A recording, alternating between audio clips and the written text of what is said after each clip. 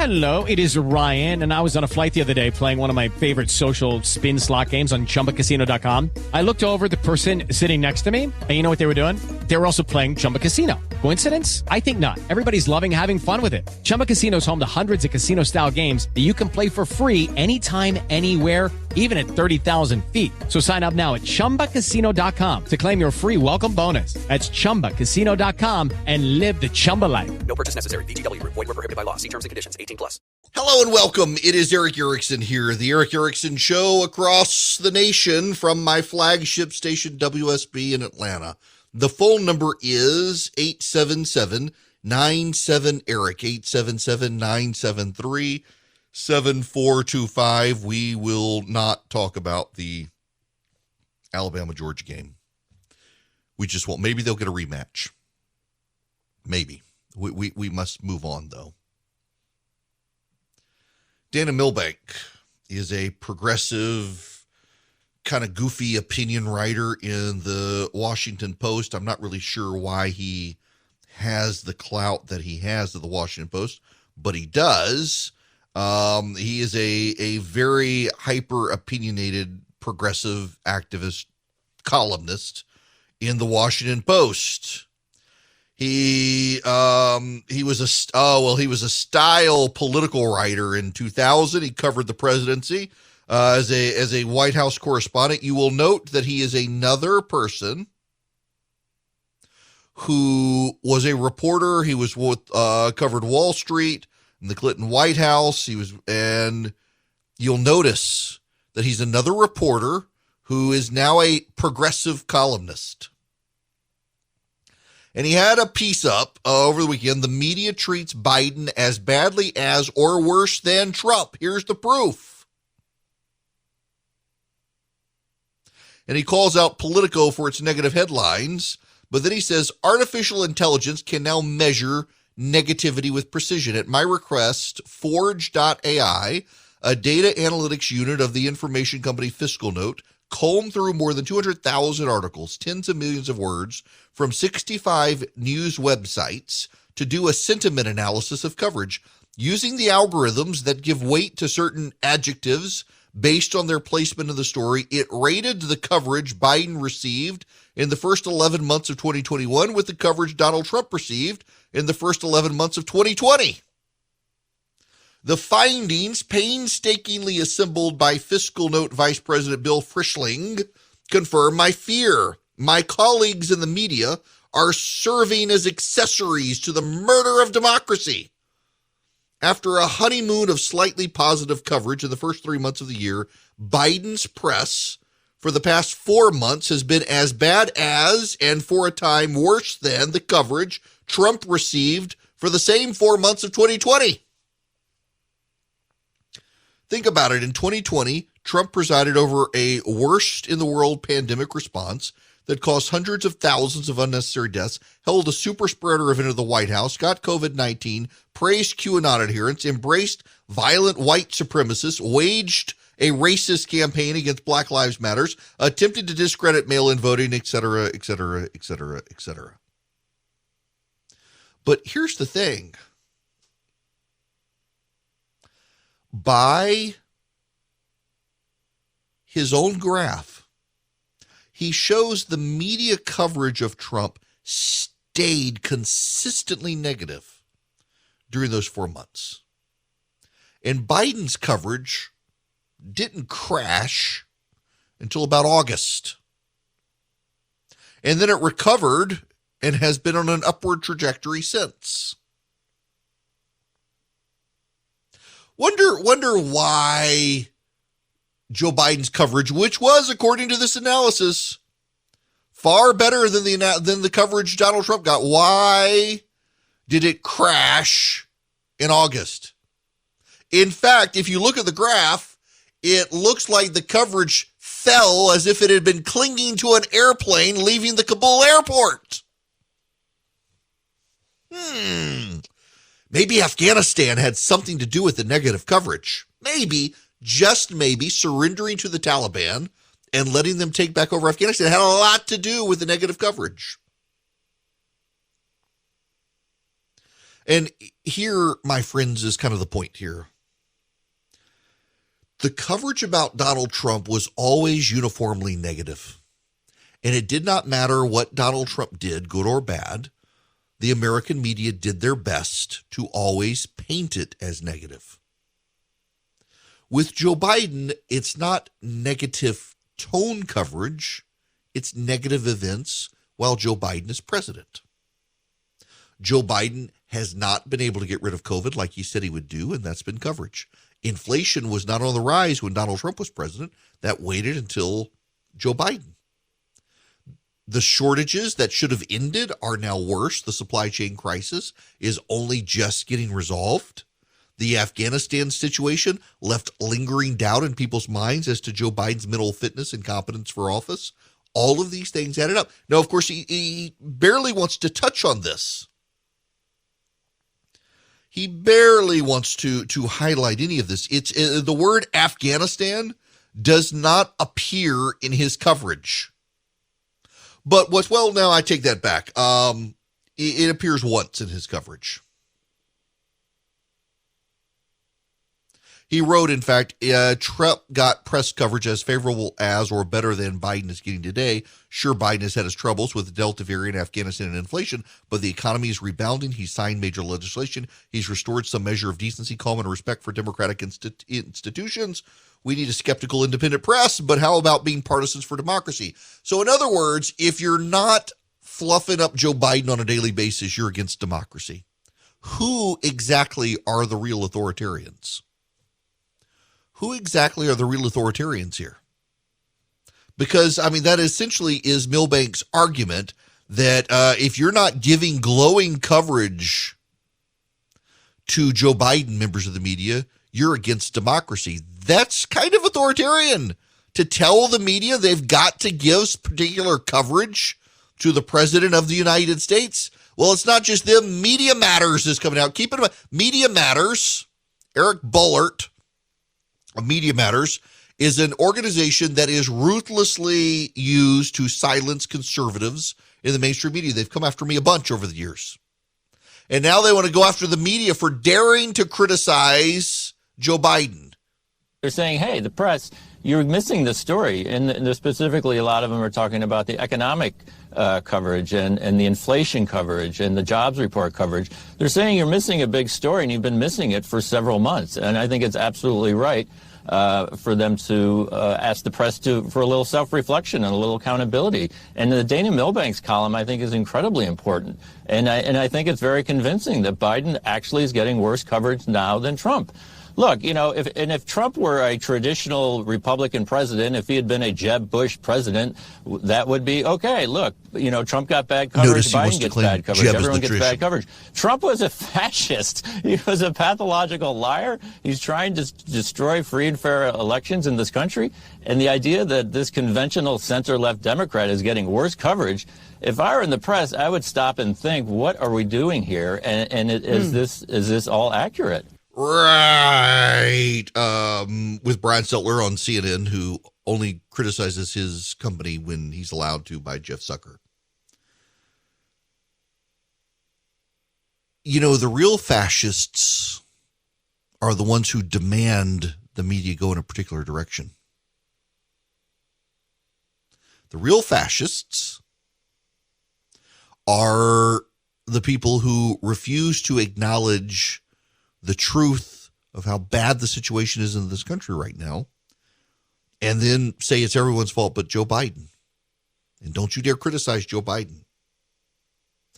But what is most remarkable here is how so many members of the media have seized on Dana Milbank's column to say, see, you got conversation at CNN, you've got other pundits and supposedly objective people of the Washington Post saying, oh my gosh, it is so bad for Joe Biden. It's all the media's fault. They are in the media, and they think it's the media's fault. I'm fascinated by that dynamic. They themselves could be writing nice things about Joe Biden, but it's really hard to tell the American people that they're the ones who are the problem, not Joe Biden. And in fact, a lot of the media is doing that, and that also is part of the problem. They're telling the people that they are the problem. I mean, you've had opinion journalists and others try to tell Americans, well, your inflation's not that bad. Well, the problem is you spend too much, so it's a good thing prices are high. It's good for the environment. You can't spend as much. That's what they do. It's how they're approaching this. It's kind of bizarre, actually, to see them doing this, and yet this is where we are. This is what we're doing. This is how the media has decided to package these things. And the public's not falling for it. And to be fair, if the media tried to tell you, the mainstream people who are doing the news were trying to tell you it's all coming up roses, you would reject them too. In fact, more and more Americans across the board are rejecting the mainstream media over stuff like this. Here's the problem for Joe Biden. The problem is not the press. The press is a lagging indicator. The press doesn't write about Joe Biden's events until the events happen. The press was not writing about the surrender of Afghanistan until we surrendered. The press was not writing about inflation until inflation happened. They're a lagging indicator. It's not like they were trying to define his presidency, but with Donald Trump, they've been defining his presidency pretty consistently. They tried to, in every way, shape, or form, define it badly with Donald Trump. Anything Trump did, even moving the embassy in Israel to Jerusalem, was going to be the outbreak of war. Killing Qasem Soleimani, going to be the outbreak of war. Everything Trump did was viewed badly. The press has tried to help Joe Biden. It's just very hard to help him when everything he does keeps going badly. And at this point, it's baked into the American public's mind that the Biden administration generally isn't all that competent. You've got inflation. You've got COVID that he said he was going to fight. You've got supply chain shortages. You've got a president who, when he speaks, refuses to take questions from the press. And then when he does speak, seems to be out of it. And then let's not get into Kamala and Buttigieg, who have dragged down the presidency as well. Frankly, people don't like Joe Biden. They're looking at him like the Grinch who stole Christmas, with empty shelves and high prices. And this is the Biden presidency now, not the Trump presidency. The media can complain all it wants, but they were the ones who savaged Donald Trump and did their best to get Joe Biden. And, well, now, sorry, they got what they wanted. They're going to have to deal with it. You're a screw-up, Mr. Biden. You really are too old. You're as clumsy as a clown. The country's headed off the road, Mr. Biden. You're a bad banana with greasy black mold.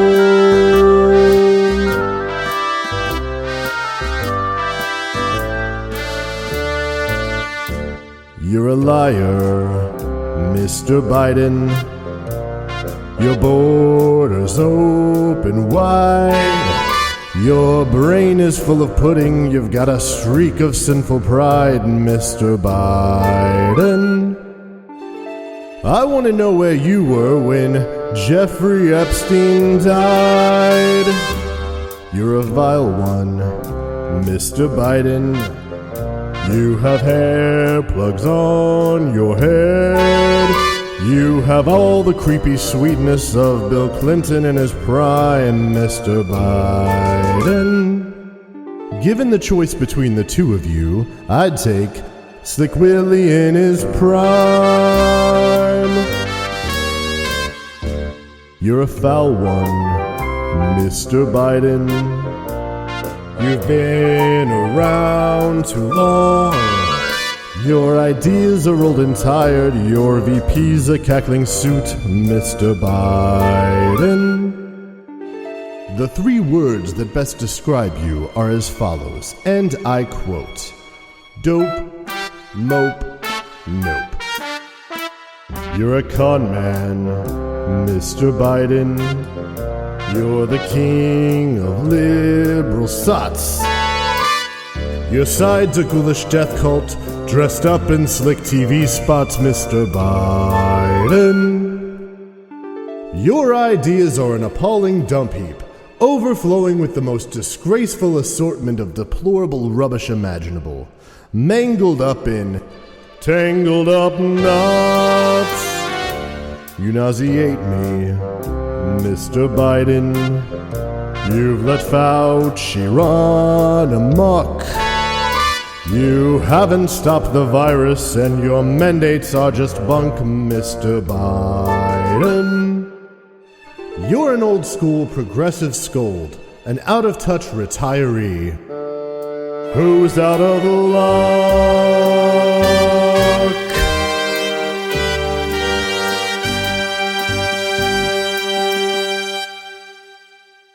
It's the holidays. You deserve a gift that keeps on giving you joy and comfort every day, all year long, a gift that looks as good as it feels, and a gift that will actually pay for itself in terms of how much more productive you'll be at work. Let me tell you guys, just forget a script on X Chair. I had one of those really expensive multi-$1,000 desk chairs, and I loved it, and I wasn't sure about the X Chair. But my gosh, now I've got the X Chair and I can't go back. I had to give the other chair to my wife. The X Chair has a built-in massager. It's super ergonomic. I love mine. It's got the massage chair. It can get cool. It can get warm. It can warm my back while I'm sitting in my chair. Your office chair can't do that. It's the perfect time to buy the X Chair. And here's their holiday gift to you. Save $100 off your X Chair just by purchasing it at xchaireric.com now. That's the letter X Chair, ERICK.com. X Chair has a 30-day guarantee of complete comfort. You can finance your purchase for as little as $30 a month. Go to xchaireric.com and save xchaireric.com. This hour of the program brought to you by First Liberty Building and Loan. Wherever you are nationwide, they can help your business grow. If you need access to loan 6 figures and up, buy a building, build a building, buy a fleet of vehicles, First Liberty wants to be able to help you. They will say yes if they can, where so many banks are saying no. They make their own decisions. Give them a buzz. You can reach out, get their contact info at firstlibertyga.com. Firstlibertyga.com is their website. I want to go to Rooster, who's been waiting very patiently here. Rooster, welcome to the program. How are you? Hey, I'm doing pretty good here in Athens, Georgia. Excellent. I wanted to, before I got into my question, I wanted to make sure you're paying your call screener good. He does a really good job. Maybe you give him a little bit of raise. Listen, I'm not sure about that call screener some days. You should see the hard time he gives me. He takes it out on me. I feel abused. You know, Eric, I think we all need somebody that gives us a hard shoulder and keeps us in line to where we don't think we can take over the world. And I've already got that person. It's called my wife. Now I've got 2 of them. Oh. Okay, well, in that case, you know, hey. My comment was, I think that we're in a place where we're being sold fear. Oh, be afraid of this. Oh, be afraid of that. We're being sold fear so that we can protect you. And my example is that with the COVID thing, we're given the totals of how many people have died and how many people have come down with it over the last 3 years instead of, well, this weekend we had this many or that many. And we really don't need to know how many people came down with COVID. We need to know kind of data like, you know, how many people are actually overcoming it or how many people, you know, don't give me a total of how many people came down with it in the whole United States. You know, maybe how many people died in Georgia instead of how many people came down with it, because it's only, like 3 or 4% of the people die that come down with it. Yeah, that's a great way of looking at it. And the data out there, and you know, notice that COVID coverage has started collapsing again as it states in New England where the press is, as opposed to Florida and Georgia and the like, and Texas, where you're not seeing massive amounts of it. I mean, the 14-day change, for example, it's up 362% in the Northern Marianas Islands, but how many daily cases is that? 62. Missouri, it's up 137%. That's 3,038 cases. So, yeah, that's not good. But at the same time, a lot of states where the media was obsessed with, it's much lower. Well, I mean, you look at Athens. I mean, it's a rough area sometimes, but this weekend we got the numbers that we are under 100 people positive test. But how many of those people are actually severe, and how many of those people are actually, losing their life? Yeah. Maybe 1 or 2 people out of 100. Right.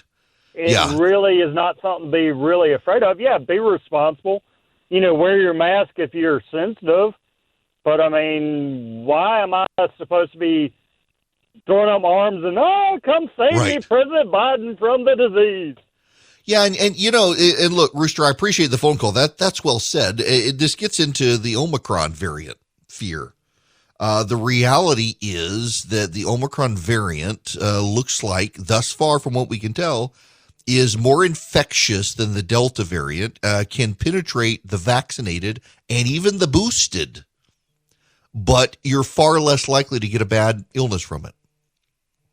That's what we want, actually, because in the way forward, if everybody gets a very mild case of it, then we all boost our immunity even more, which makes it less likely to get it in the future. And of course, Dr. Fauci says this is all crazy talk, but this is actually well-documented science over time. He wants everybody to get vaccinated and to get boosted, and that's fine. I got vaccinated, I got boosted. It means I am far less likely to get it, even the Omicron variant, than most people. It is still overwhelmingly the people who are unvaccinated. But what's remarkable here is, like the New York Times, for example, broke down the exact data that Rooster's talking about the other day. Said in the last month, overwhelmingly the people who are getting it are unvaccinated, and overwhelmingly the people who are dying are unvaccinated. But of the people who are dying, far less people are dying per week now, even among the unvaccinated, than a year ago, because the treatments have changed pretty dramatically. And we're not really getting that from the press corps. We're not getting any of that data. It's just completely obfuscated in so much of the media. The New York Times did a very good job the other day doing this, but most of the media is not. And certainly the politicians and the public health officials are still out there scaring everybody when they shouldn't be. It's unfortunate disinformation at this point. The phone number here is 877-97-ERIC, 877-973-7425.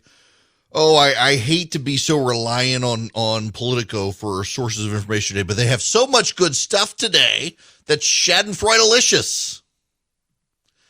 This is from Heather Cagle, Burgess Everett, and Jonathan Lemire at Politico. Headline, Dems plot escape from Biden's poll woes. The party's own polling has the president in the red. Lawmakers know they need to get better at selling his agenda to avert midterm disaster. Now, I will just scroll down here and get to some of the nuggets. Most Democrats are worried that Biden's flagging polling numbers, with an approval hovering in the low 40s, will lead to a thrashing at the ballot box.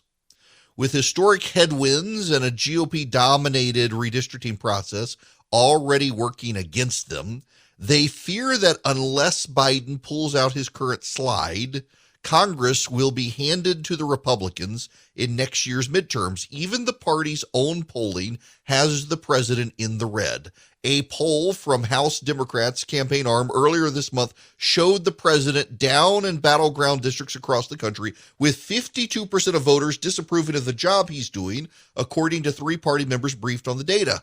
Of course, the election is 11 months away. An eternity in politics. Democrats say once they finally clinch their full agenda, Biden will recover, and so too will their prospects for keeping their slim majority. But there's plenty of hand-wringing about where Biden stands. Essentially, the Democrats have a threefold playbook. And this is where you need to focus. Number one, if they can pass their Build Back Better plan, which they're openly now calling their social spending bill. Number two, if they can wrangle in COVID. And number 3, if the Republicans will fight themselves instead of the Democrats. That's the Democrats' playbook. There you should see some deep flaws in this playbook. Their number 1 is Build Back Better. They're calling it their social spending bill. Number 2 is wrangling COVID, getting a hold of it, getting it handled. And number 3 is Republican infighting. That's their playbook for mitigating. They're not even talking about winning necessarily. They're talking about mitigating the damage. Let's examine these one at a time. Passing Build Back Better, their social spending plan. Nobody knows what's in it. No one's going to give them credit for it, and they can't necessarily even get it passed. Kristen Sinema and Joe Manchin have put a hold on the legislation. They're not willing to advance it right now. They want to wait until next year. You get into next year, and they haven't passed anything, it begins to set in the minds of the voters. Becomes a problem. The Democrats can't pass their own agenda because of Democrats. And their social spending agenda, they claim that portions of it are very popular, but it really depends on how you ask the question. And a lot of people are much more concerned about other things. Here's Kristen Sinema. She gave a very rare interview to CNN. When I'm home in Arizona, I hear number 1 about the price of gas and number 2 about the price of food. People are very concerned about the amount they're spending just to survive every day. And inflation is real. Inflation is real, and the social spending bill will not actually help that. They claim it will, but they won't. Number 2, getting a handle on COVID. Wrangling in COVID. You're not going to beat the microbe. The problem here is that the only way to even try to wrangle it, and it won't be successful, is draconian lockdown measures. And the only way to stop COVID is to keep us locked down for a very long time, and the president doesn't really even have the power to do that. State governors do. In New York, they're going to pass a mandatory plan to force private employers to vaccinate at the state level. It's the first of its kind. Instead of a federal mandate, a state mandate. Good luck with that. And even then, we know from the Omicron variant, you're not going to actually, the vaccine's not going to help you as much. I mean, just think about that. Right now, their solution is vaccinate, vaccinate, vaccinate, vaccinate, vaccinate. And that's fine, except the data on the Omicron variant is showing vaccinations don't really matter. You can still get it. Now, you'll get a mild case, and that's fine. You won't go to the hospital. You won't die. That's exactly what we want. But they've determined they got to stop the virus. Their talking points are still all about COVID zero. They're never getting to COVID zero. And they have not yet publicly, readily been willing to announce it. Now, Dr. Fauci suggested this the other day, but it kind of went without notice. You're not going to get to COVID zero. And yet, all of their talking points continue to be about getting to COVID zero. With them unable to do it, with them unable to control the virus, with them unable to stop the spread, well, let's see, their first point of their playbook, passing Build Back Better, they can't even get Democrats to pass it. Number 2, stopping the virus. They're not going to stop the virus. Number 3 is hoping Republicans fight each other and snatch defeat from the jaws of victory. They're hoping to do so in primary challenges. They're looking, for example, like the David Perdue-Brian Kemp race in Georgia.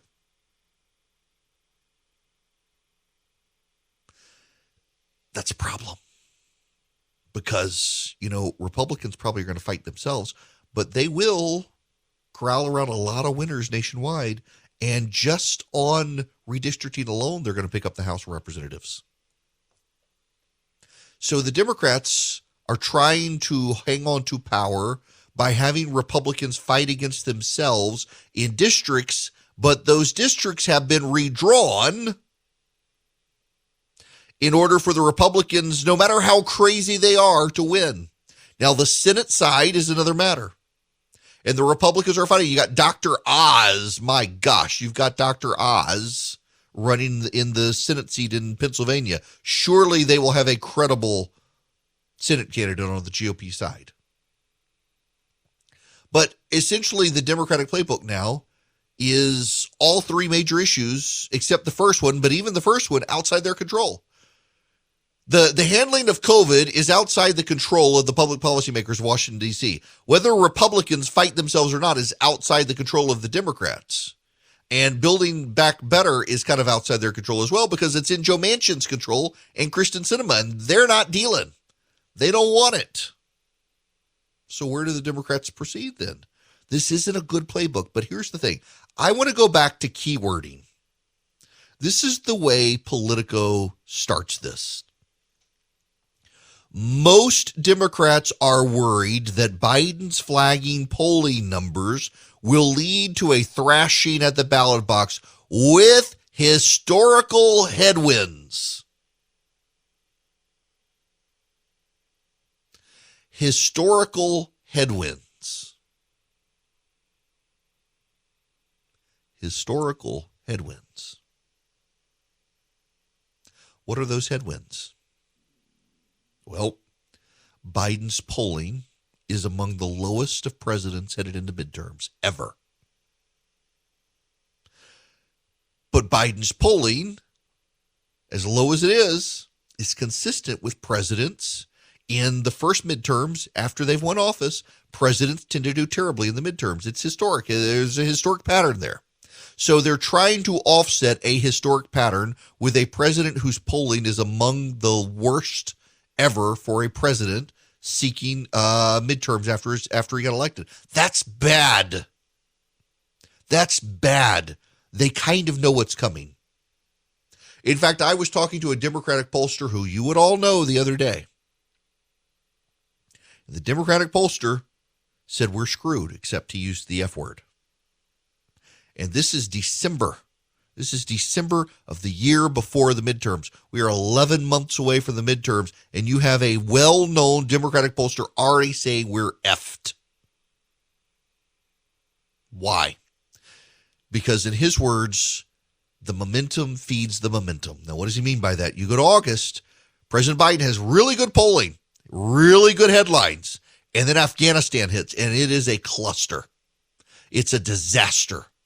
And that disaster has now fed every headline thereafter. There is something in the back of people's minds that Joe Biden actually isn't cut out for the job, that they may have made a mistake. The voters may have made a mistake, and they may be telling themselves in the back of their mind. Joe Biden was a disaster in Afghanistan. He can't handle the virus. He can't handle the economy. He can't handle inflation. He can't handle gas prices. He can't handle empty store shelves. This is all on them. They control it all. There's no Republicans to blame. The Republicans don't control the Senate. The Republicans don't control the House. This is all on Joe Biden and the Democrats. They don't have a way to message this is the problem. And that's the bottom line for the pollster I talked to, is how do you say the Republicans are to blame? You got to blame somebody. How do you say the Republicans are to blame? The Republicans are filibustering the Senate. Well, don't you control the Senate? You get rid of the filibuster. Except that's not very popular. So who do you blame? You can't blame Joe Biden because he's your guy. So who do you blame? There's just nobody to blame except themselves, and they can't blame themselves. And that's setting them up for failure headed into 2022. Everything is outside their control at this point. They can only shift the conversation at the margins. And the ultimate problem goes back to Afghanistan. Afghanistan does not come up in polling. You know, it doesn't come up in polling. Afghanistan is not something that's at the forefront of people's minds. But what Afghanistan did is far more troubling and far more bothersome. What Afghanistan did is it rearranged the presuppositions. You know, Everyone in the world has presuppositions. Things when they head into conversation, they presuppose. Things that build their ideas. Things that serve as their foundation for the way they see the world. Their presuppositions. And the voters' presuppositions, because of Afghanistan, have changed now to Joe Biden is inept and maybe out of his league. See, voters beat Donald Trump. The election wasn't stolen. Donald Trump lost. He lost because people wanted a guy they liked more, who was empathetic and who was competent. And now suddenly, come August in Afghanistan, the voters realize Joe Biden turns out not to be as empathetic as they thought, and he turns out not to be competent.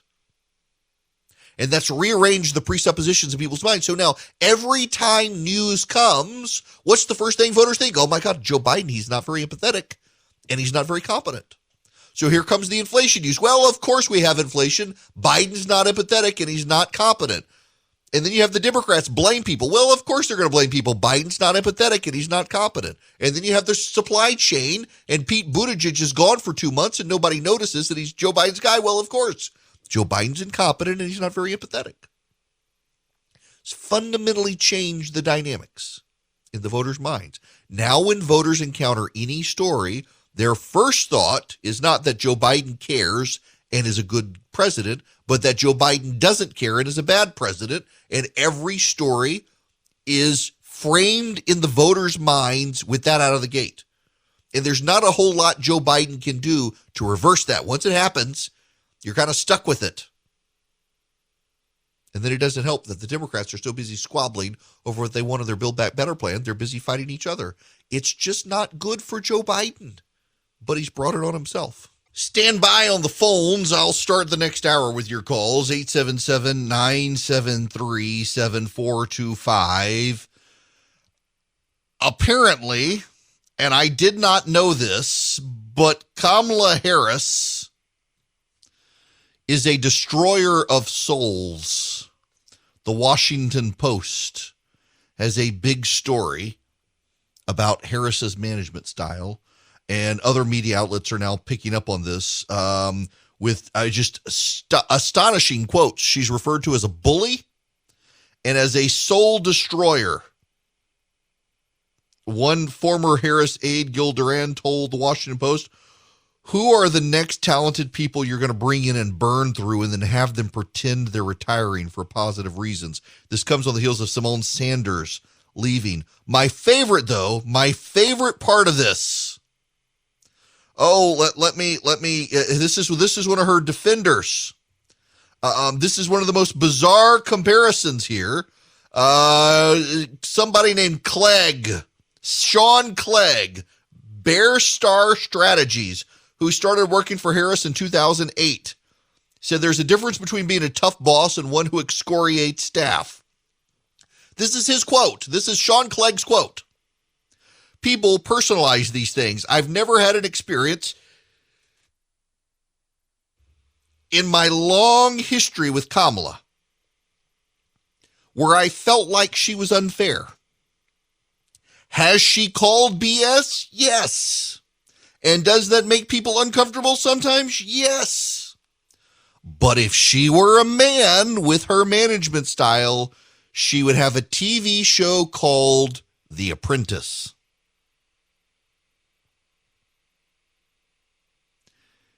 So apparently there's one Democrat who thinks comparing Kamala Harris to Donald Trump is a good thing.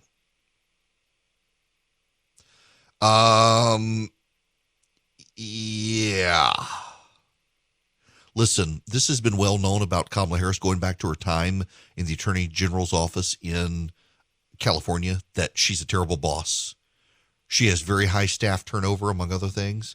She's just not a very good boss. And people scream and say, well, if she had this terrible temper, she was a man, she'd be getting positive coverage. No. Democrats used this against John McCain in 2008, that he was a difficult man to work for and had a very, very fickle temper. It's not a good thing. And it doesn't matter whether she's a man or a woman. You know, the chief complaint of her staff is she doesn't read her briefing books and then yells at the staff that they didn't prepare her adequately. That's not a woman thing. That's an incompetence thing. And this is who Biden has as number 2. We should pray for Joe Biden. My goodness gracious. And you thought these last 2 years were crazy. Welcome to 2022. It's coming up and nothing makes sense still, especially in business. If you're a small business owner, good luck getting financing from a big bank right now. I can offer you a fantastic solution if you're looking for $750,000 or more in financing for your business. First Liberty Building and Loan. Let's say you want to buy a new building, or you want to refi existing debt, or you want to buy a company. Basically, you see opportunity for your business to grow, but you've hit a wall with the mega banks getting financing. That's where First Liberty Building and Loan and my friends the Frost family come in. They solve small business financing problems better than anyone I've ever seen. They say yes, where big banks say no. It's that simple. Look, just do this. Spend 10 minutes with them. Call them, First Liberty Building and Loan. Say Eric sent you. In 10 minutes, you'll know if you're a good fit for their program. Go to firstlibertyga.com. That's firstlibertyga.com. They help small businesses nationwide in all 50 states. Firstlibertyga.com. With the Lucky Land Slots, you can get lucky just about anywhere. This is your captain speaking. We've got clear runway and the weather's fine, but we're just going to circle up here a while and get lucky. No, nothing like that. It's just these cash prizes add up quick. So I suggest you sit back, keep your tray table upright, and start getting lucky. Play for free at LuckyLandSlots.com. Are you feeling lucky? No purchase necessary. Void where prohibited by law. 18+ terms and conditions apply. See website for details.